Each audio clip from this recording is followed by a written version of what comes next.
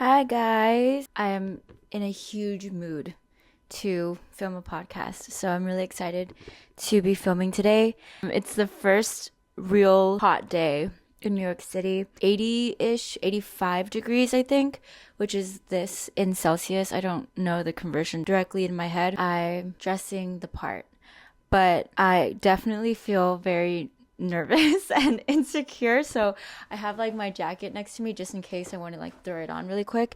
But yeah, I realized that the transition from winter spring into summer weather is like a really awkward transition for me because I forget how to wear summer clothes, and I forget what it feels like to be more showy with your skin, because all of winter I pretty much look like a burrito. The dimensions of my body are like a burrito. I'm shrouded in so many layers and coats and puffer jackets to the point where I just look like massive. I'm so used to that. And then when I go into summer weather, I forget like how nerve-wracking it is to wear something like this. Hilo Buffalo, before we get into the topic of this episode, which is actually very serious. It does touch on, trigger warning, a few things like depression, anxiety, all of that jazz, which is kind of awkward to talk about looking like this. Anyways, with the Hilo Buffalo. So I have been saying this a million times, not only to the camera, but to all my friends.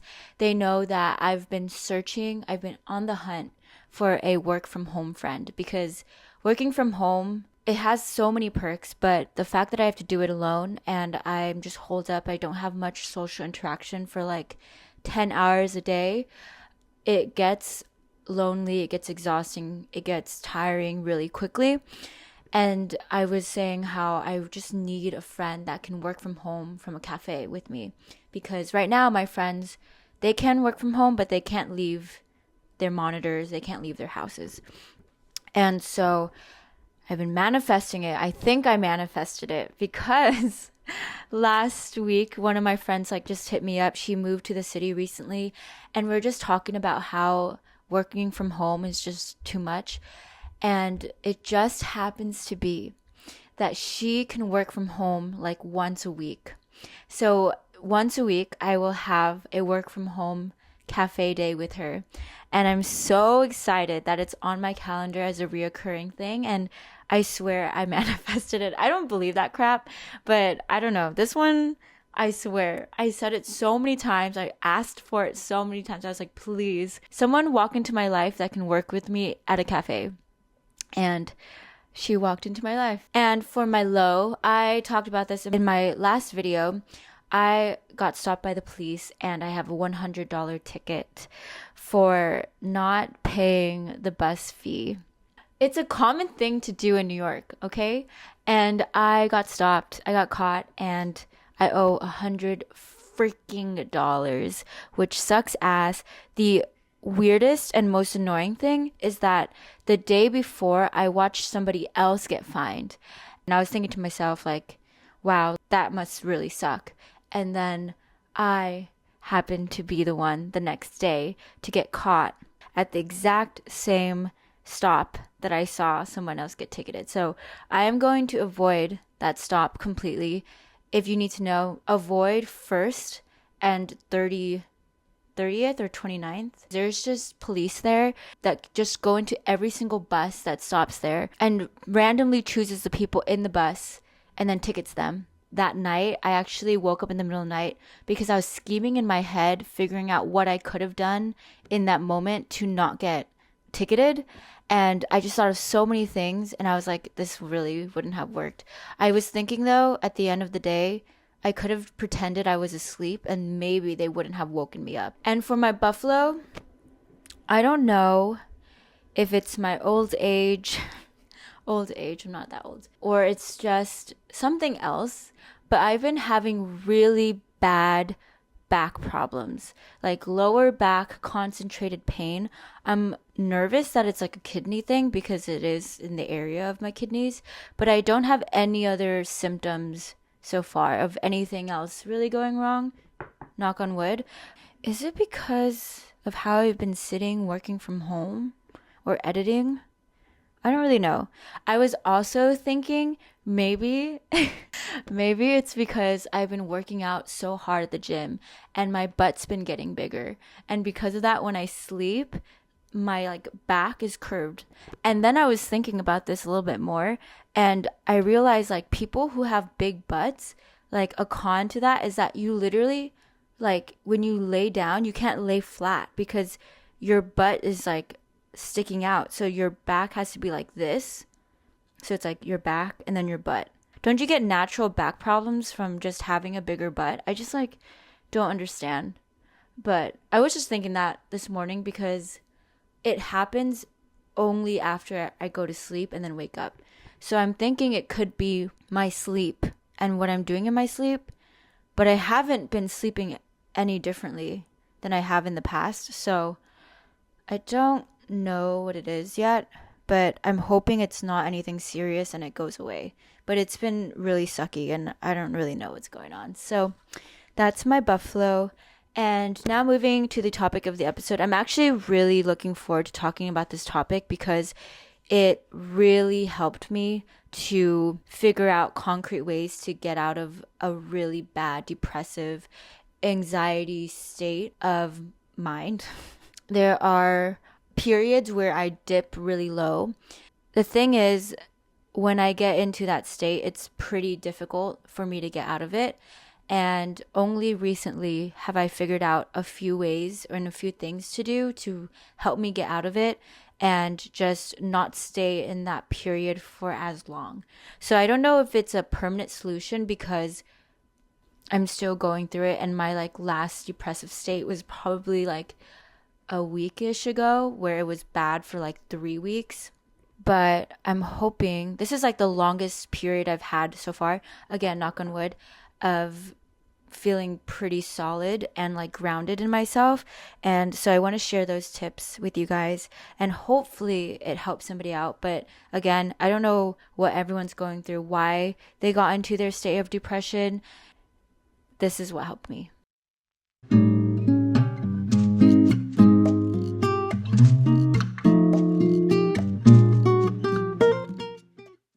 Before I get into the tips directly, I want to mention that recovery out of depression and just really bad low periods in your life is never going to be linear. That's something that I realized very quickly the first time that I got into a really bad depressive state. When I was getting out of it, I thought it was going to be like this, but it was straight up like this, and then I dipped again, and then I went back up, and I would relapse a lot. I want to caution that in the beginning. So if you're trying these tips out and trying to get out of the bad rut that you're in, it's normal to get back into it even though you're trying really hard, and it works for like a short period of time, and then you end up relapsing completely and then going forward again. That is completely normal. And even though you do relapse, you relapse forward in a way, and you're always going to be able to get out of that relapse easier every single time. Even though it's really subtle and you can't tell that it's easier each time, just trust me that it is easier, and the fact that you're trying is a sign of hope. I hope you use it as a sign of hope too. You clearly care about yourself and want to be here, and that is enough. I just want to mention that. Here are a few things, and I'm not going to say like the same shit that everyone says, like meditate, exercise. Like, yes, those will help you. Those may or may not work for you, but I want to talk about things that I actually do, that actually worked, and that aren't conventional things that people talk about. So the first thing is I started dismissing all the bullcrap that my mind was, saying to me. There was a lot of noise in my head and a lot of like bad reoccurring thoughts. I just happen to be a very introspective person, which has its good benefits and its cons. And one of the cons is that you can spiral very quickly and overthink things when it's really not that deep.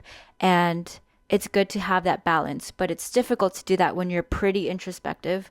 And so what I had to do was shut those thoughts out, and I would say something like, okay, good.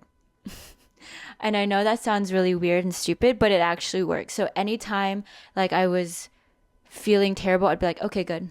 Or I had to do something I didn't want to do, I would say, okay, good. I'm going to do it. Basically dismissing any excuse that comes up. You just shut it down by saying, okay, good. And it's a positive phrase that's very simple and quick to basically tell yourself to suck it up and it's going to be good at the end and you'll be fine. So I just kept saying that in my head. The other thing is to distract yourself. If you are somebody who has done their work and your mind is not your best friend right now, I would definitely distract myself and don't allow yourself time to think. So this includes scheduling a bunch of crap that you're forced to go to. I did a lot of workout classes so that right after work, I didn't sit there and think to myself, God, I freaking hate my life, or I hate that work is like this. And I wouldn't spiral. Instead, I was forced to literally run out of my house because I was going to be late to my ClassPass class and I didn't want to owe the $20 fee. And so I would just get out. And once I worked out, I was so focused on how painful the workout was, I didn't have time to overthink and spiral. And also, along the same lines, do not isolate yourself and instead distract yourself by planning social things and hanging out with other people, especially people who aren't introspective like you. I need people in my life. It's kind of funny because even though I'm really introspective, a lot of people might think that I gravitate towards people who are more introspective. Yes, they can be introspective and they do think deeply beyond the surface level, but I would say majority of my friends, we don't really talk about serious things. We don't have deeper level conversations, and this is kind of on purpose. This is how I prefer things because my default baseline state is to be very introspective when I'm alone. And so when I'm with friends, I like people who pull me out of that and just make fun of everything and take everything super lighthearted. And I love that energy because it keeps me from bogging down on too many details that really at the end of the day don't matter, and things that just don't matter, that might matter today, that seem like the whole entire world, but to everyone else and my future self really won't matter. I need those people in my life to remind me about that. This next one is probably the most effective out of the entire list for me. And it's a new thing that I hope you guys can't hear the fire truck, but I think you can. Is it on my street? Also, am I recording? Okay, good. This is the most effective thing that I've tried on this list that is net new, that has actually worked significantly. And it's something that I could make fun of. I've made fun of it, and other people, maybe you might think this is hella stupid, but whatever. I also thought it was at one point, but god damn it. And you're in a really bad place. You get to a point where you're like, I'm willing to try anything. I don't care how embarrassing or stupid I look. I tried this new thing recently. This is seriously, I think this is what pulled me out completely very recently. It's the words of affirmation that I've been listening to. So, and I realize this makes a lot of sense because when I was younger, my parents did an amazing job, and they still do to this day, but I'm not exposed to it as much because I'm not living with them right now. And they would have such good positivity. They're just naturally very positive with their words and their phrases and their, conversations with me. And so I felt a lot of hope. A lot of good things were reinforced to me. And this is very not traditional for an Asian family, but my parents would specifically be like, I am proud of you. You are doing amazing. You can do this. If you set your mind to it, you can do it. Don't worry. It's going to be okay. Like, these were things that I would hear almost on a daily basis. And so it made me a very confident and very strong in terms of foundation type of person. And this is something that you need to have in your life and practice frequently in order for it to keep you strong and grounded. That's something I didn't realize because nowadays I'm obviously not as exposed to that kind of talk and language. I also haven't noticed that I haven't been hearing that as much because I took it for granted. It was just always there. It was so natural. And now I'm just noticing the repercussions of not reinforcing that into my adult ages. To kind of fix that or address that missing part of my life, I've been watching these YouTube videos. Well, actually, I don't watch them, I listen to them. And they're literally like 15 to 30-minute affirmations. And there's like different themes. The ones that I specifically listen to are like confidence ones, dream life ones, beauty, body image and beauty ones, and also creativity. That's a new one I just tried out. But I listen to these videos embarrassingly every day, mostly at the gym and sometimes when I'm getting ready or when I'm just like eating. Instead of listening to a podcast or watching a video or something like that, I will listen to these affirmations in the background, and hearing them over and over and over every single day, I genuinely think has helped me. I don't know what it is. It just like switched my mindset completely. Sometimes you just need to keep telling yourself and turning yourself into a really delusional, positive person in order to get yourself out of a dark space. I know it seems so simple, and even I want to be quick to discredit it, but genuinely, it's sometimes that simple. And I've been listening to the videos every day for the past 7 days now, and I'm going to link them down below, the ones that I really, really like. It might not be everyone's cup of tea, like I said, and I know it might be a little bit cringe. And even I, like when I'm listening to them, I'll like put my phone this way, or I'll like hide it in my bag, or I'll make sure that the volume isn't too high so that someone near me doesn't hear it, because I feel awkward about it. And I also haven't always believed. I haven't always believed in manifesting affirmation kind of crap, but it's working. I don't care if you don't believe it. I don't care if you have a different opinion on it. I can strongly and firmly say it has helped me. And if it's going to help me, whether I believe it or not, I'm just going to stick with it, and I'm going to keep listening to these affirmations. Okay, so I don't know how many people have seen this on my channel, but I have multiple playlists, and majority of my playlists that are public on my channel are just compilations of my videos. But I also have one more playlist that I don't actually know if anyone has seen, and it's called For Your Rainy Days. So this is a playlist that I used to have private for myself, but then I realized that maybe other people might enjoy it, and so it is public right now. It's been public for a while, and this playlist is a mix of videos that are wholesome, lighthearted, just videos that have made me smile or laugh.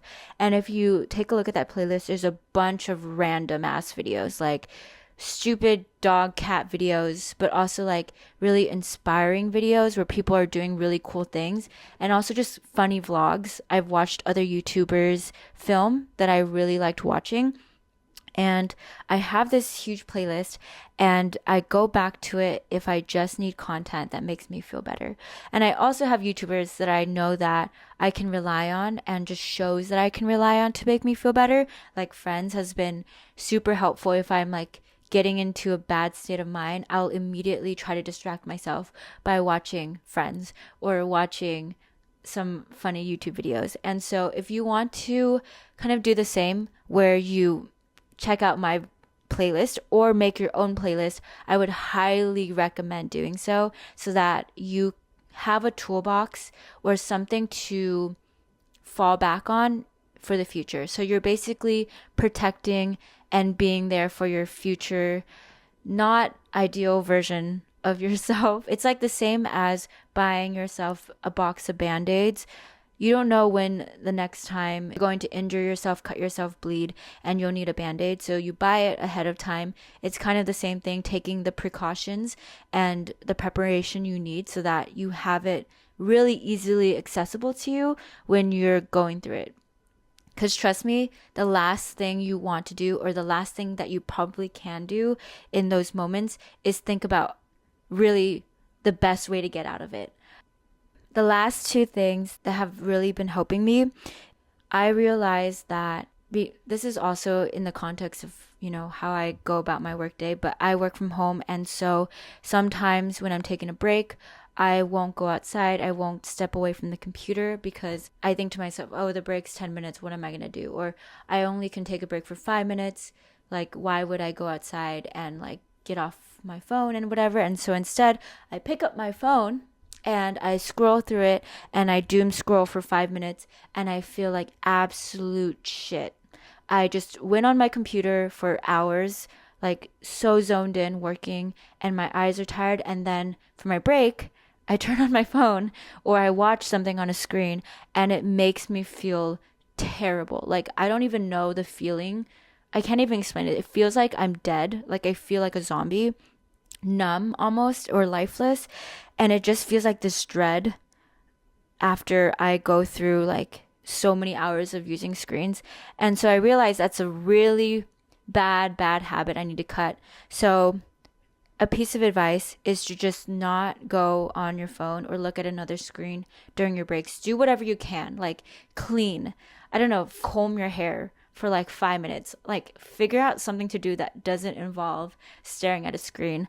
Something that has also helped me with this is I deleted social media off my phone, but I still go on social media. The way I go on it is through the browser. Such a terrible UI, UX, terrible experience. It's like inconvenient. There's so many bugs on the browser version of Instagram, but because it's not as enjoyable and because it's so clunky, I don't go on it as much and it's harder for me to like doom scroll.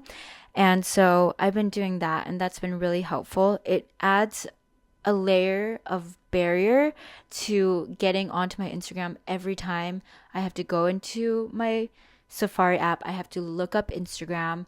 I have to wait longer for everything to load because it's not in app. And that has been pretty helpful. That's just like a side thing I've been doing in general, but maybe it's helpful to somebody. I'm not saying to completely quit social media that like a lot of people do. I personally get a lot of creative inspiration and I just really like going on Instagram personally. But there is a healthy amount, I feel like, to consume. This is like kind of my compromise solution for that. Finally, I'm not going to take full credit for this last one.